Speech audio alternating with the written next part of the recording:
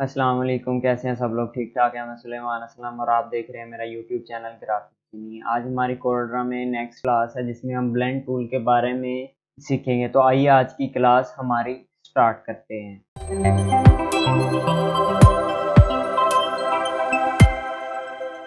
Control tool के बाद आज हमारी कोर्ड्रा में है ब्लेंड टूल की क्लास। ठीक है, आज हम कोर्ड्रा में ब्लेंड टूल को डिटेल के साथ सीखेंगे। ठीक है, सबसे पहले आ जाते हैं हमारे ब्लेंड टूल के ऊपर। ठीक है, ब्लेंड टूल जैसा कि कंट्रोल टूल के बिल्कुल नीचे होता है। ठीक है, ब्लेंड टूल को यूज़ करने के लिए सबसे पहले हमारे पास कोई ना कोई एलिमेंट होना चाहिए। ठीक है, जैसे कि एक सर्कल। ठीक है, एक नहीं बल्कि इसके लिए दो चीज़ों की ज़रूरत पड़ती है किसी भी ब्लेंड टूल को लगाने के लिए। जैसे ही हम ब्लेंड टूल को लेते हैं हमारा ब्लेंड टूल एक्टिव हो जाता है। ठीक है, हम एक सर्कल से, ठीक है, जब भी एक सर्कल से दूसरी सर्कल, ठीक है, ये जो हमने दो सर्कल्स लगाए हैं, ठीक है, इस एक के ऊपर से दूसरे के ऊपर ड्रैग करेंगे। ठीक है, जैसे ही हम ड्रैग करेंगे तो ये देखिए हमारा ब्लेंड टूल एक्टिव हो चुका है। ठीक है, जैसे ही हम इसको इसके ऊपर रिलीज करेंगे तो ये देखिए हमारा ब्लेंड टूल इसमें एक्टिव हो चुका है और हमारे इसमें शेप इसने ब्लेंड कर दी है। ठीक है, इसमें हमारी मुख्तलिफ शेप्स इसके अंदर ब्लेंड हो चुकी हैं, नई आ चुकी हैं।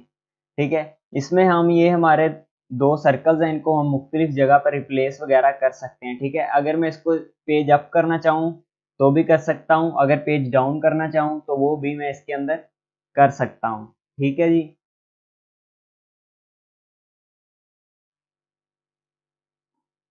अगर आप ब्लेंड टूल यूज कर रहे हैं तो इसके अंदर दो कलर्स दोनों शेप्स के अंदर होने ज़रूरी हैं। ठीक है, अब ये जो मैंने, ठीक है, प्रॉपर्टी के अंदर जो मैंने सर्कल्स लगाए हैं इनको बढ़ाना हो तो मैं इसकी प्रॉपर्टी स्टेप में से इसको बढ़ा सकता हूँ। ये जो मेरे इस टाइम टोटल जो मैंने लगाए हैं वो 44 हैं।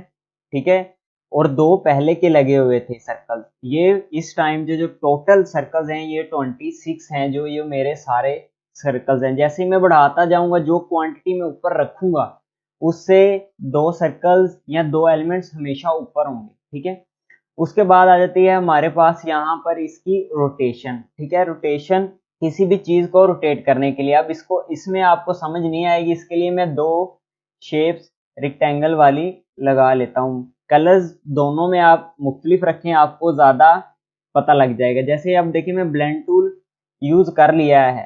ठीक है, अब मैं इसके ऊपर रोटेशन लगा रहा हूँ 45 डिग्री की। देखिए मेरा पहला और आखिरी दोनों एक जगह पर और दरमियान वालों में रेक्टेंगल्स के अंदर 45 डिग्री लग चुका है। इसके अलावा मैं इसको इसके ऊपर डबल क्लिक करके भी इसको रोटेट कर सकता हूं। ठीक है, जैसा कि आप देख सकते हैं रोटेट करने के साथ इसकी दरमियान में से शेप्स भी चेंज हो सकेंगी। ठीक है, ये देखिए जैसे कि इसके दरमियान में से शेप और चेंज हो रही हैं। ठीक है, ब्लेंडिंग की वजह से इसमें हम जो मूव कर रहे हैं वो सर्कल मूव होगा। और ठीक है, सबसे एंड वाला सर्कल, ठीक है, ये जो हमारा सबसे एंड वाला सर्कल है वो मूव नहीं होगा। ठीक है, अगर मैं इसमें से फ्लिप हॉरिजेंटली और वर्टिकली मिरर करके दिखाऊं तो भी इसी तरह चेंजिंग इसके अंदर होगी। ठीक है, इसके बाद आ जाता है हमारा लूप ब्लेंड। ठीक है, जैसे ही यू लूप ब्लेंड क्या होता है, इसके ऊपर हम क्लिक करेंगे तो यू वाली शक्ल तकरीबन बन जाएगी। ये हमारे प्रीसेट्स के अंदर भी बना बनाया होता है। ठीक है, बना बनाया पड़ा होता है। ठीक है, ये मोस्टली यूज नहीं होता। ठीक है, उसके बाद हमारे पास आ जाता है, इसको समझाने के लिए मैं आपको यहाँ पर एक शेप बना लेता हूँ। ठीक है, इसके ऊपर क्लिक करूंगा। ठीक है, और यहाँ पे आ जाएगा न्यू पाथ। ये न्यू पाथ क्या होता है, जैसे अगर आपने मेरी टेक्स्ट टूल वाली क्लास देखी होगी, ठीक है, अगर आपने नहीं देखी तो लिंक आई बटन में मिल जाएगा। जैसे हम किसी शेप के ऊपर टेक्स्ट को लिखते थे ये वैसे ही सेम टू सेम वैसा ही है। ठीक है, इसके अंदर हम किसी भी शेप को किसी भी दूसरी शेप के ऊपर रख चुके हैं। जैसे ही मैं न्यू पाथ के ऊपर क्लिक करता हूं तो ये जो मेरा माउस का, ठीक है, कर्सर है, ये देखिए इसको एक एरो बन चुका है। ठीक है, जैसे ही ये एरो में इस पाथ के ऊपर लेके आ रहा हूं और इसके ऊपर क्लिक करूंगा तो ये देखें इस पाथ के ऊपर मेरा सर्कल्स लग चुके हैं। ये मेरा न्यू पाथ के ऊपर शेप एक बन चुकी है नई।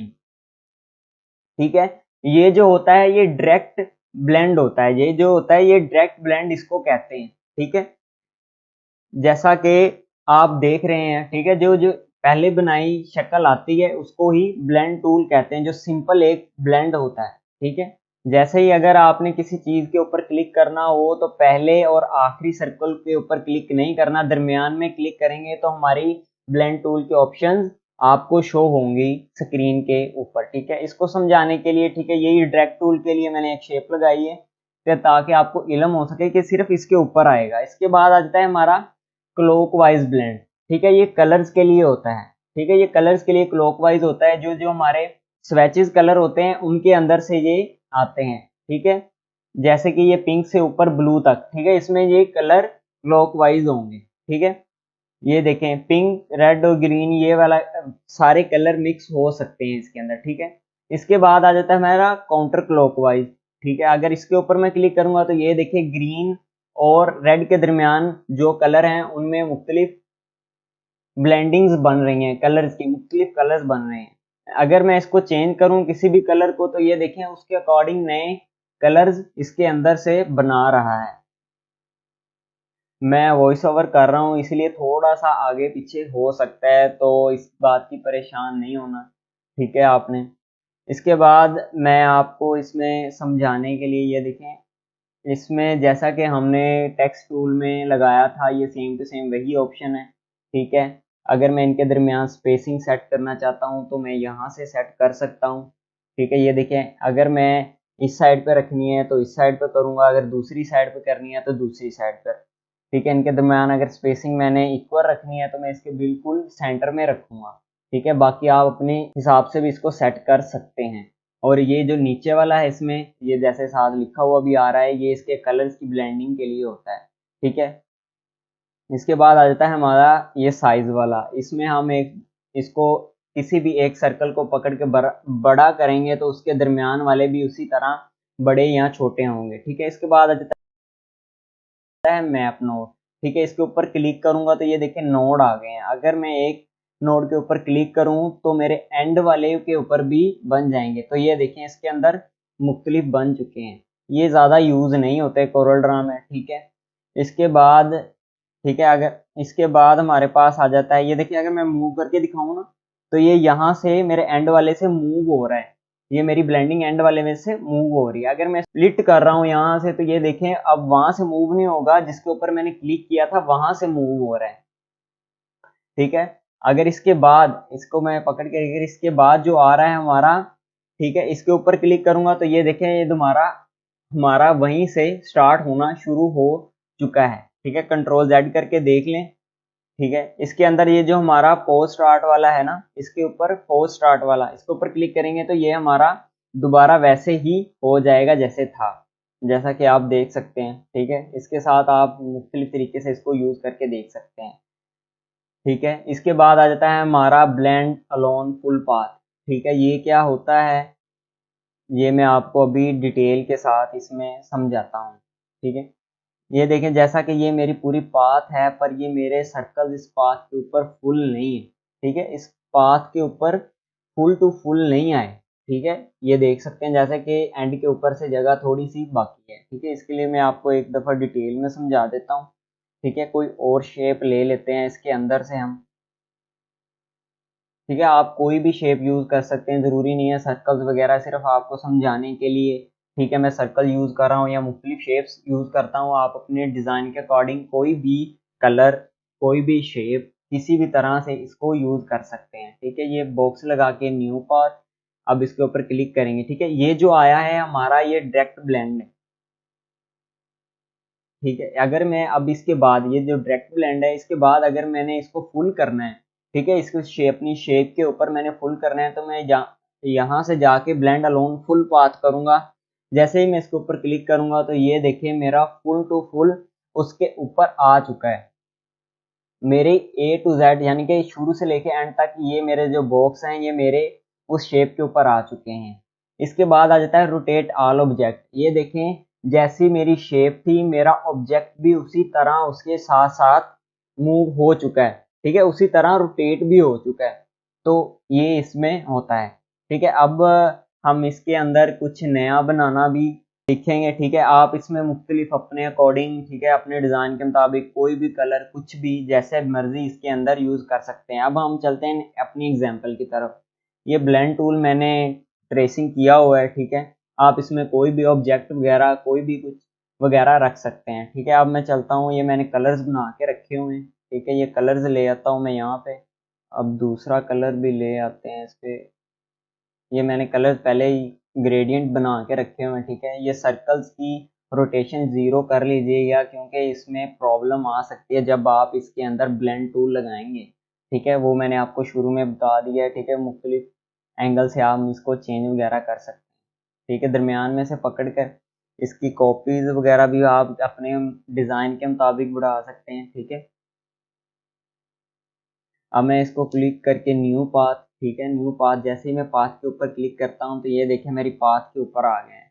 इसको फुल करने के लिए मैं जाऊँगा यहाँ पे सेटिंग वाले ऑप्शन में, ठीक है, और ब्लेंड अलोन फुल पाथ, ठीक है।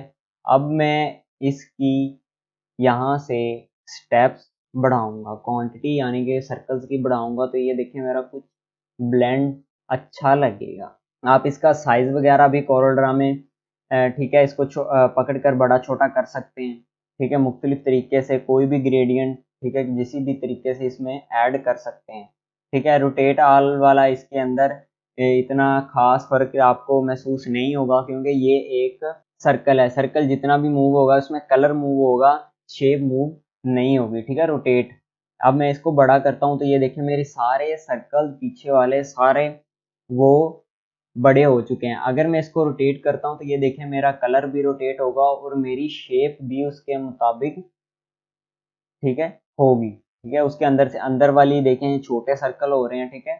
इसको रिपीट करने के लिए मैं कंट्रोल आर प्रेस कर रहा हूँ, ठीक है। रोटेट करने के बाद कंट्रोल आर प्रेस करूंगा तो वही काम रिपीट होगा, ठीक है। अब मैं एंड वाले को पकड़कर छोटा या बड़ा करता हूँ तो ये देखें इसमें शेप में भी फर्क पड़ेगा, ठीक है। ये देखो और छोटा करता हूँ तो ये देखिए मेरे सर्कल और छोटे हो चुके हैं, ठीक है। अब मैं इसको रोटेट करता हूँ तो ये देखिए उसके अंदर फिर वैसे ही चेंजिंग्स होनी शुरू हो चुकी हैं जैसा हमने एंड वाले को किया था, ठीक है, जैसा कि आप देख सकते हैं। आप इसके अंदर इसकी मुख्तलिफ एंगल्स वगैरह, ठीक है, सेट कर सकते हैं। मैं इसको 0 कर देता हूँ, ठीक है। ये पहली हालत में ही अपनी बेहतर था, ठीक है। इसके बाद हम अपनी चलते हैं नेक्स्ट ऑप्शन की तरफ, ठीक है। इसमें मैंने आपके लिए 3-4 किस्म के वो एग्जांपल्स रखी हुई हैं, ठीक है, आपको सिर्फ समझाने के लिए, ताकि आपको ज़्यादा से ज़्यादा समझ आ जाए,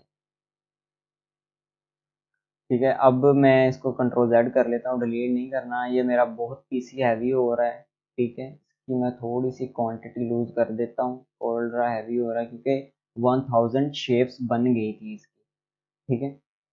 अब मैं आपको समझाता हूँ कि कोरल ड्रा में अगर मैंने कोई नई शेप बनानी है, कोई भी नई शेप, तो मैं कैसे बनाऊंगा ब्लेंड टूल को यूज़ करके, ठीक है। अब ये देखें, ये जो मैंने एक सर्कल और एक रेक्टेंगल लगाई है, आप रेक्टेंगल की जगह कोई और भी लगा लेते हैं। पहले मैं आपको एक स्टार बना के, ठीक है, समझाता हूँ कि कैसे, ठीक है। उसके बाद हम एक रेक्टेंगल बनाकर भी इसमें देखेंगे, ठीक है। अब मैं इसको, ठीक है, ब्लेंड टूल लगाता हूँ जैसे ही, ठीक है, इसकी क्वांटिटी हम कम करते हैं तो ये देखें इसके अंदर मुख्तलिफ शेप बन चुकी हैं, पर ये ठीक नहीं है। ये डिपेंड करता है मेरी शेप कैसी है।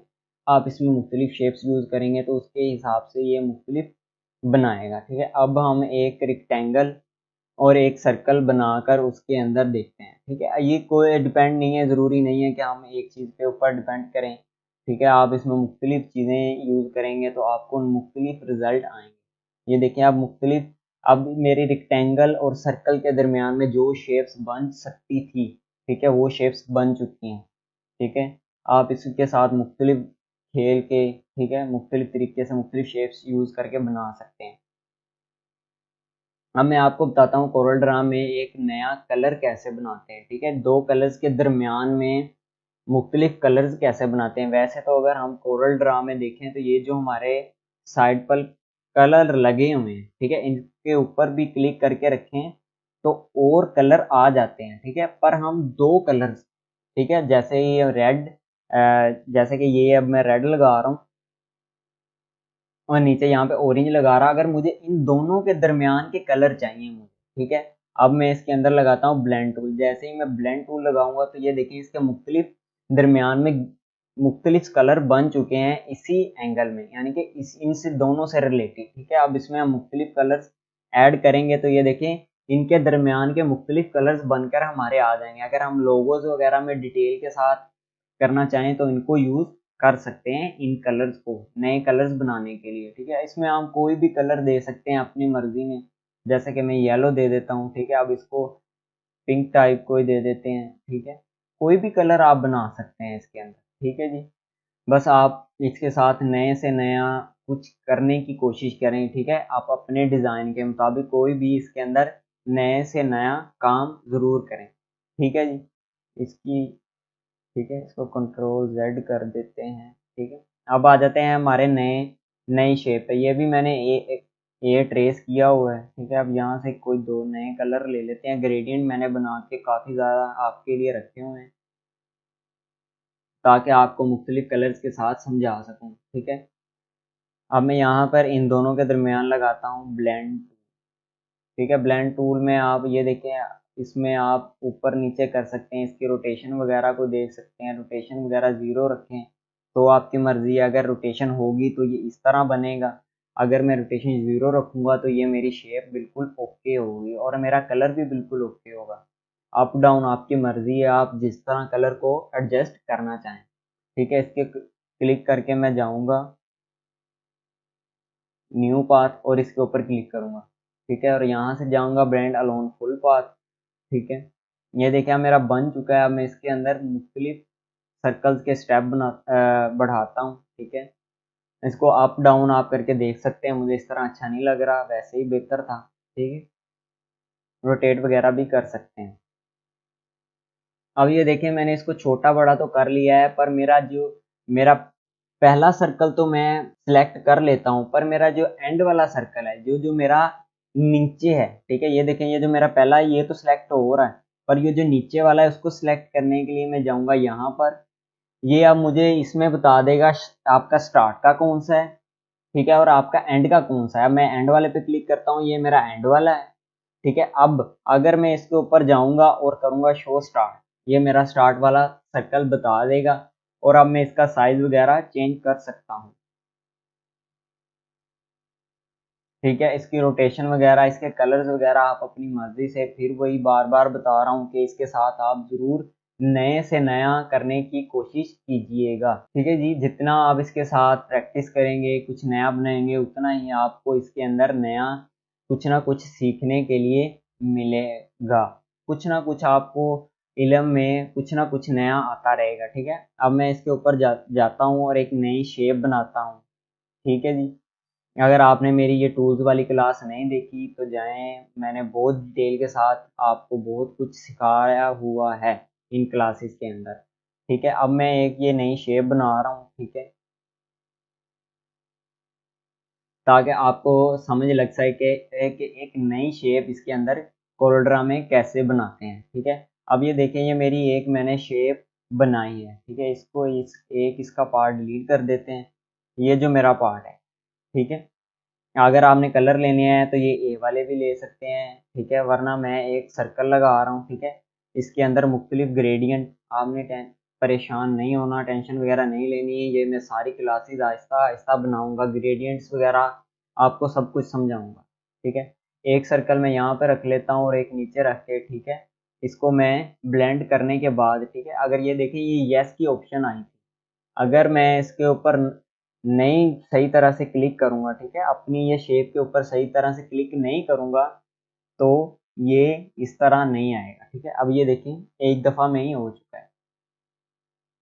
अब ये देखें ये मेरी नई शेप बन चुकी है। ठीक है, इसको आप अपनी मुताबिक कोई भी शेप बनाएंगे तो ये उसी तरह ही हो जाएगा।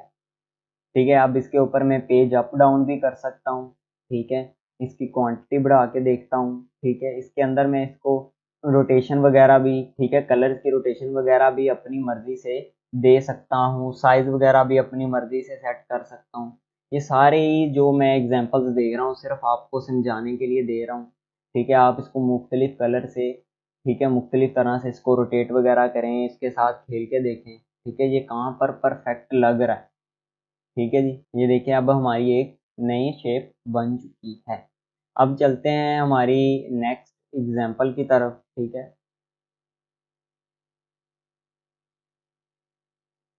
अब इसको कर लेते हैं पहले वैसे क्या वैसे ही। अब मैं आपको इसके अंदर एक मुख्तलिफ, ठीक है, एक अब मैंने सर्कल यूज़ किया। अब इसके अंदर मैं एक नई शेप आपको यूज़ करके बताता हूँ कि इसके अंदर अब हम रोटेशन वाला टूल कैसे यूज़ कर सकते हैं। ठीक है, इसके अंदर अब मैं एक स्टार बना लेता हूँ।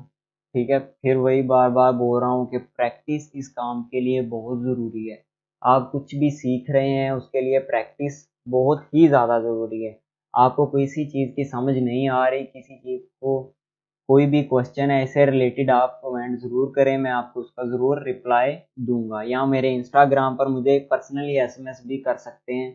ठीक है, जिस तरह मर्जी आपको अच्छा लगे। ठीक है, अब ये देखें, ये मैंने स्टार्स बना के इसके अंदर लगाए हैं। ठीक है, यहाँ से जाके इसको ब्लेंड अलोन फुल पाथ, ठीक है, इसकी क्वांटिटी बढ़ाते हैं।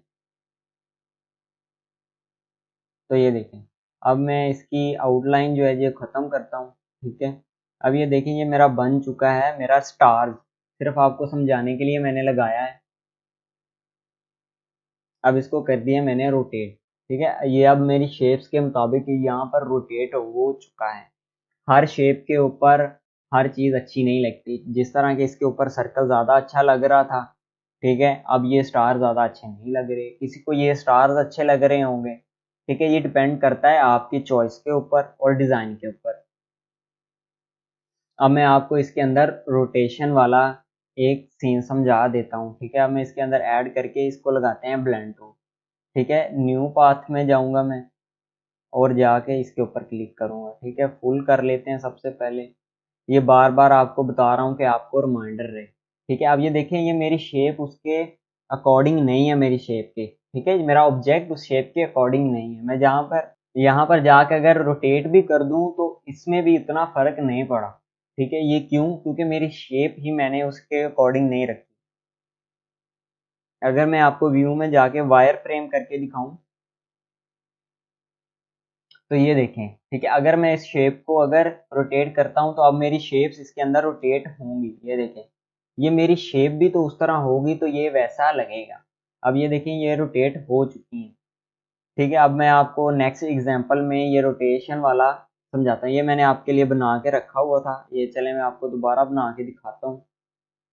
ठीक है, एरो वाला आप मुख्तलिफ डिज़ाइन हमें मैप वाले या एंगल्स वाले, ठीक है, किसी तरह मुख्तलिफ इशारा देना हो तो उसके लिए बनाने हो तो हम इसमें मुख्तलिफ तरीके से बना सकते हैं।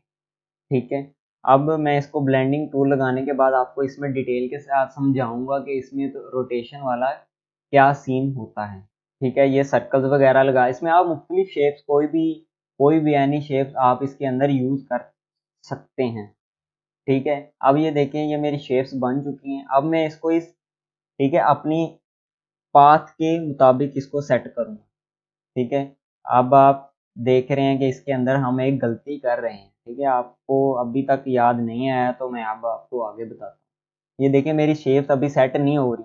इसका मेन रीज़न क्या है, आपको याद आया है या नहीं? ठीक है, नहीं याद आया, ये देखें, नहीं याद आया आपको, अभी तक भी नहीं याद आया। ठीक है, अब क्योंकि इसके अंदर प्रॉब्लम है, मैंने अपना वो वाला रोटेशन वाला ऑन ही नहीं किया। अगर मैं इसको अब क्लिक करूंगा तो ये देखें, मेरा ये बिल्कुल डिज़ाइन बिल्कुल ओके बन चुका है। ठीक है जी, ये हमारा एक नया डिज़ाइन मुख्तलिफ तरीके से रोटेशन वाला भी मैंने आपको एग्जांपल देकर बता दिया है। उसके बाद इसमें अब मैं आपको एक नया लास्ट एग्जांपल के साथ समझाना चाह रहा हूँ। ठीक है, आपने बहुत जगह पर पावर ऑफ ऑफ वाला बटन देखा होगा, ये बना हुआ। ठीक है, इसे एक सर्कल लगा लेता हूँ।